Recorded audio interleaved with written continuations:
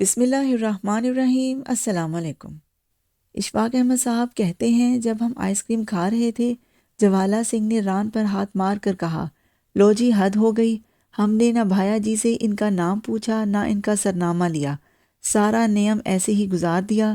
میں نے ان کو اپنا نام بتایا اور جیب میں سے اپنا کارڈ نکال کر سامنے میز پر رکھ دیا۔ ہربھجن کور نے کارڈ اٹھا کر پڑھنے کی کوشش کی تو اٹیلین پر پھر رک گئی۔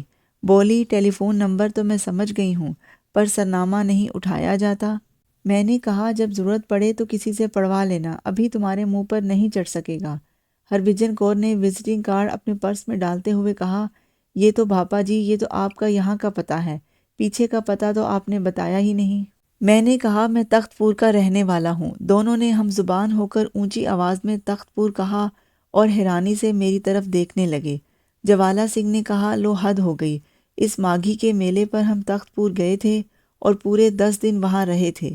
اسابڑ میں میری ماسی بیاہی ہوئی ہے اور وہ میرا ماسٹر ہاسپٹل میں کمپاؤنڈر ہے۔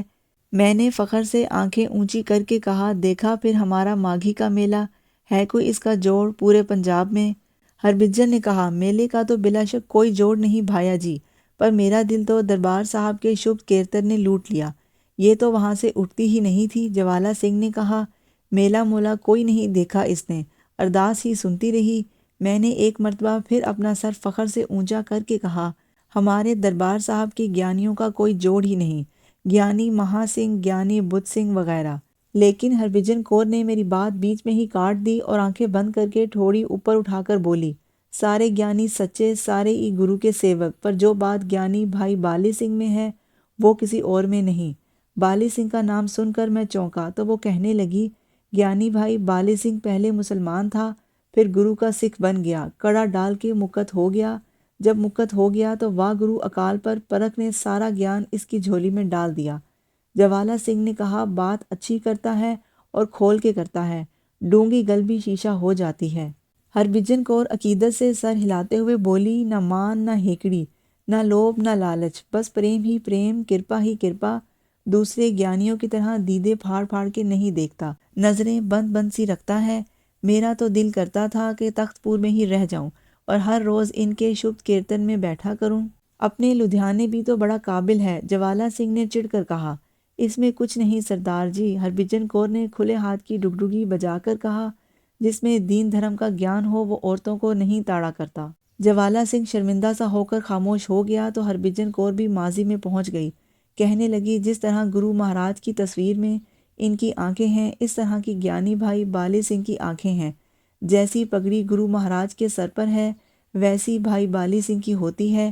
بولتے ہیں تو منہ سے پھول جھڑتے ہیں، چلتے ہیں تو ہرے توت کی ٹہنی کی طرح نرم نرم قدم اٹھاتے ہیں، رکتے ہیں تو بینتی سی بن کر کھڑے ہو جاتے ہیں، سنتے ہیں تو سارا کان تمہاری طرف دیکھ کر آنکھیں بند کر لیتے ہیں۔ جوالا سنگھ نے ہنس کر کہا، ارے کوئی میری شکایتیں تو نہیں کرتی رہی ان سے؟ ہربھجن کور نے جوالا سنگھ کی بات سنی انسنی کر کے مجھ سے پوچھا، ویر جی آپ ان سے کبھی نہیں ملے؟ ملے تو ضرور ہوں گے، تخت پور تو چھوٹا سا شہر ہے۔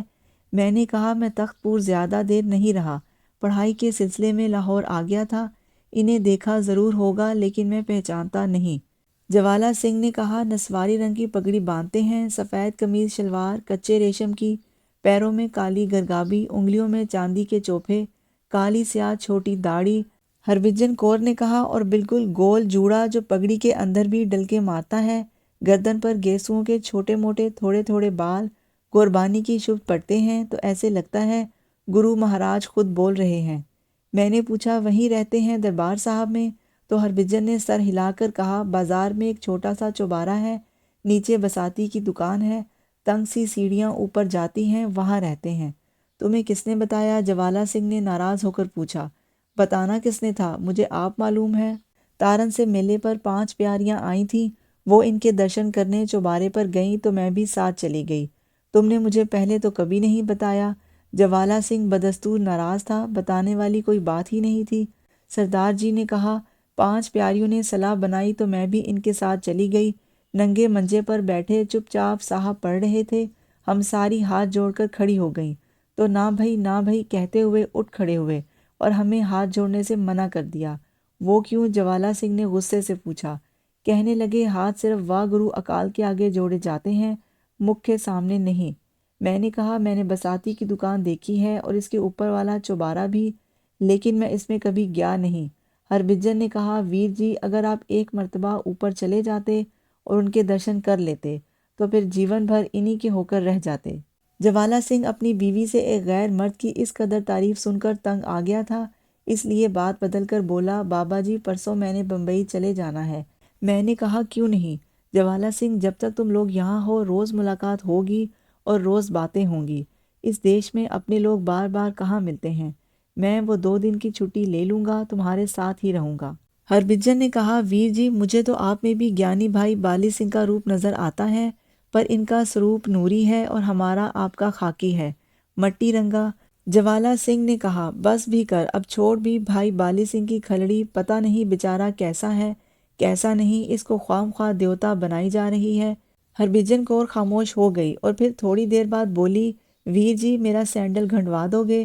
منٹ بعد کھل جاتا ہے۔ میں ان کو ایک موچی کی دکان پر لے گیا جو گھوڑوں کے ساز تیار کرتا تھا۔ جب میں نے اس کو بتایا کہ یہ لوگ انڈیا سے آئے ہیں اور اس بی بی کی جوتی کو ٹانکے لگانے ہیں۔ اگلے روز جب میں ان کے ہوٹل گیا تو ہربھجن کور اپنے کمرے میں اکیلی بیٹھی ناشتہ کر رہی تھی۔ میری طرف دیکھ کر جلدی سے بولی سردار جی اپنے ناشتے کے لیے باہر سے کوئی چیز لانے گئے ہیں، ان کو مربع ٹوسٹ انڈا پسند نہیں، بازار سے اپنے لیے کوئی چیز پسند کرنے گئے ہیں۔ میں نے کہا میں اس کے پیچھے جا کر تلاش کرتا ہوں، وہ دکاندار کو کس زبان میں سمجھائے گا؟ ہربھجن نے کہا کوئی بات نہیں وہ کر لیں گے کچھ بندوبست، جب تک وہ نہیں آتے ہم بھائی بالے سنگھ کی باتیں کرتے ہیں، کیونکہ ان کے سامنے تو یہ بات کھل کر نہیں ہو سکتی۔ میں نے کہا تم کو گیانی جی اتنے ہی پسند آ گئے ہیں کہ تم ان کے علاوہ اور کوئی بات ہی نہیں کرنا چاہتی ہو۔ کہنے لگی ان کی بات کے علاوہ اور کوئی بات ہو بھی نہیں سکتی، ان کی شکتی ہی ایسی ہے۔ میں نے ایک بڑے بھائی کی طرح ہمت کر کے اسے پوچھا بی بی کور دھی رانی تو اس سے پریم کرنے تو نہیں لگ گئی؟ میری بات سنتے ہی اس کی آنکھیں ایک دم آنسوؤں سے بھر گئیں اور وہ چہرہ اوپر اٹھا کر بولی ایسے میرے بھاگ کہاں ویر جی، وہ تو آنکھ اٹھا کر بھی نہیں دیکھتے، واہ گرو سے ہی لو لگا کر رکھتے ہیں۔ اس بات کا کوئی خاص جواب بھی نہ بنتا تھا، اس لیے میں خاموش ہو گیا۔ ہربھجن نے جوالا سنگھ والی خالی پیالی میں میرے لیے چائے بناتے ہوئے کہا میں نے پتہ کیا تھا ویر جی، جب وہ مسلمان تھے تو باہمنوں کی ایک لڑکی ان پر عاشق ہو گئی تھی، پر اس کے گھر والوں کو پتہ چل گیا تو انہوں نے اس کا بیاہ بھاگسر کے باہمنوں میں کر دیا، پر وہ اپنے گھر آباد نہیں ہو سکی، جھگڑا کر کے واپس تخت پور آ گئی۔ میں اس کے درشن کرنے 2 دفعہ اس کے گھر گئی، وہ مجھ سے ملی ہی نہیں، انکاری ہو گئی، اندر سے ہی جواب دے دیا کہ میں کسی کو نہیں جانتی، کسی سے نہیں ملتی۔ ہربھجن کور نے دوپٹے سے اپنی آنکھیں پونچھی اور توس پر جیم لگانے لگی۔ اگر مجھے جوالا سنگھ کے اچانک آ جانے کا خوف نہ ہوتا تو میں ضرور کہتا کہ وہ ظالم کسی کی طرف آنکھیں اٹھا کر نہیں دیکھتا، مردوں کو بھی خاطر میں نہیں لاتا، میں بھی اس کے ہجر کا مارا ہوا ہوں، پر میں تیری طرح روتا نہیں۔ جب مجھے ہربھجن کے ساتھ اس کے کمرے میں اکیلے بیٹھے ہوئے کافی دیر ہو گئی تو میں نے جوالا سنگھ کے خوف سے کمرے کا دروازہ پورا کھول کر اس کے آگے کرسی لگا دی۔ گیلری میں ٹاکی مارنے والی سینورینا ہمیں دیکھ کر دروازے میں آ گئی اور وائپر کے ڈنڈے پر ٹھوڑی رکھ کر مجھ سے باتیں کرنے لگی۔ ہماری گفتگو کے دوران ہربھجن نے اپنے پرس کے پھٹے ہوئے استر کے پیچھے سے ایک چھوٹی سی تصویر نکالی اور میری طرف بڑھا کر بولی یہ گیانی جی کی صورت ہے جو میں سردار جی سے چھپا کر رکھتی ہوں۔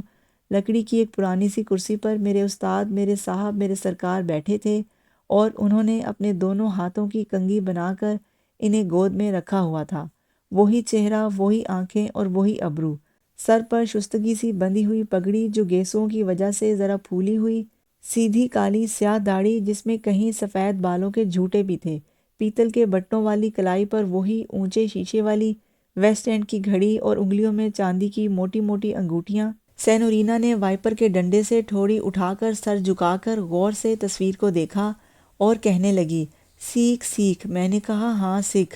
ہربھجن کو تصویر واپس کرتے ہوئے میں نے آہستہ سے کہا یہ جو گھڑی ان کی کلائی پر بندھی ہے اسے چوڑے کا بیٹا پھولا چرا کر لے گیا تھا، پورے 3 مہینے بعد روتا ہوا آیا اور گھڑی واپس کر کے پاؤں میں گر کر فرش پر ٹکرے مارنے لگا۔ ہربھجن نے چیخ مار کر کہا ویر جی آپ ان کو جانتے ہیں؟ گیانی جی کو؟ جوالا سنگھ کمرے میں داخل ہوتے ہوئے اونچی آواز میں بولا، ارے یہ میم کیوں کھڑی ہے اپنے دروازے پر؟ میں نے کہا یہ کمرے صاف کرتی ہے اور کمرہ صاف کرنے آئی ہے۔ جوالا سنگھ سینورینا کی طرف دیکھ کر ہاتھ کا اشارہ کر کے کہنے لگا، نو تھینک یو، نو صفائی ضرورت ہوئی تو ہم آپ کر لیں گے، یو گو۔ سینورینا اوکے کہہ کر باہر نکل گئی تو جوالا پیٹ پر ہاتھ پھیر کر بولا، یار نے تو بڑا اچھا ناشتہ کر لیا ہے، دہی بھی مل گیا اور ملائی بھی۔ ملائی تو میں نے چینی ڈال کر کھائی پر دہی میں نے سوکھا کھایا، بڑا ہی سواد آیا۔ اور ساتھ کچھ نہیں لیا؟ میں نے پوچھا۔ اس نے سر ہلا کر کہا، ساتھ کچھ نہیں لیا، ساتھ لینے کی ضرورت ہی نہیں تھی، ملائی ہی روٹی کی طرح تھی، تازہ۔ میں نے کہا خالی چلنے دو۔ پھر اس نے میری طرف دیکھا اور کہنے لگا، بھاجی یہاں دودھ دہی بہت سستا ہے۔ میں نے کہا دودھ دہی بھی سستا ہے اور پھل بھی بہت سستا ہے۔ جوالا سنگھ نے پھل کی طرف تو کوئی توجہ نہ دی، البتہ تھوڑے تھوڑے وقفے بعد دودھ دہی کی تعریف ضرور کرتا رہا۔ اس کی گفتگو کے دوران ہربھجن کور مچھلی کی طرح تڑپتی رہی۔ وہ نہ بیٹھ سکتی تھی نہ کھڑی رہ سکتی تھی۔ کمرہ اتنا چھوٹا تھا کہ اس میں چکر بھی نہیں لگا سکتی تھی۔ کبھی پرس کھول کر دیکھتی، کبھی اپنے بیگ کے پاس جا کر اس کی چیزیں سیٹ کرنے لگتی، غسل خانے میں جا کر کلی کرتی، واپس اپنی جگہ پر آ کر انگلی سے جیم چاٹنے لگتی، پھر اٹھ کھڑی ہوتی اور جا کر بیگ کی چیزوں کو نئے سرے سے ترتیب دینے لگتی۔ جوالا سنگھ نے کہا، او کیا ہو گیا بھائی، تو آرام سے بیٹھتی ہی نہیں؟ ہربھجن کور نے کہا، میرا دل گھبرا رہا ہے، بے چینی ہو گئی ہے۔ جوالا سنگھ ہنس کر بولا، اوئے دیکھنا بھائی، کوئی ایسی گل تو نہیں ہو گئی؟ پردیس کا معاملہ ہے، کہیں کوئی اور ہی مشکل ڈال دے۔ ہربھجن کور نے غصے سے کہا، سردار جی آپ کو تو ہر بات میں مخول ہی آتا ہے، ایسی کوئی بات نہیں۔ دوسری، اس وقت سے لے کر بمبئی روانہ ہونے تک ہربھجن میرے ساتھ علیحدگی کے لیے ایک لمحے کے لیے ترستی رہی، لیکن میں نے اسے یہ موقع ہی فراہم نہ کیا۔ ایک دو مرتبہ اس نے جوالا سے ان کی موجودگی میں بات کرنا چاہی، لیکن میں نے اشارے سے منع کر دیا۔ ایئرپورٹ پر ابھی ایئر انڈیا کے بمبئی جانے والے جہاز کی اناؤنسمنٹ نہیں ہوئی تھی کہ ہربھجن نے مجھے مخاطب کر کے کہا، ویر جی یہاں پر باتھ روم کا پتہ نہیں چلتا، میرے ساتھ چلیں۔ جوالا سنگھ نے منہ اٹھا کر پوچھا، اور میں؟ ہربھجن نے کہا، آپ یہاں بیٹھیں سامان کے پاس۔ اوئے رہنے دے سامان، جوالا سنگھ نے اٹھتے ہوئے کہا، یہ ولایت ہے، یہاں کوئی چوری نہیں کرتا۔ اتنا کہہ کر وہ ہمارے ساتھ ہو لیا اور ہم باتھ روم کی طرف چل پڑے۔ آگے کیا ہوا؟ کیا ہربھجن کو اشفاق صاحب سے بات کرنے کا موقع ملا؟ یہ جاننے کے لیے میرے ساتھ رہیے۔ میری دعا ہے کہ اللہ آپ کو آسانیاں عطا فرمائے اور آسانیاں تقسیم کرنے کا شرف عطا فرمائے۔ جزاک اللہ۔